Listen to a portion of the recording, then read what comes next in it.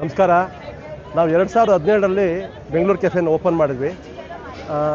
ಮೊದಲಿಗೆ ನಾವು ಹೋಟೆಲ್ನವರಲ್ಲ, ನಮ್ಮ ವರುಣ್ ವಿಕಾಸ್ ಅನ್ನೋರು IT ಪ್ರೊಫೆಷನಲ್ಸ್. ಅವರು ತಮ್ಮ ಕೆಲಸಗಳನ್ನ ಬಿಟ್ಟು ಹೋಟೆಲ್ ಶುರು ಮಾಡಿದ್ವಿ. But we are running very systematically.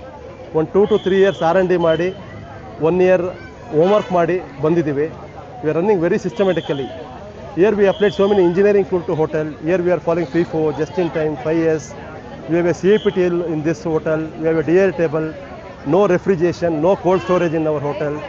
ನಮ್ಮ ಹೋಟ್ಲು ತುಂಬ ಎಕನಾಮಿಕಲಿ ವೆರಿ ಫ್ರೆಂಡ್ಲಿ ಹೋಟೆಲ್ ಇದು.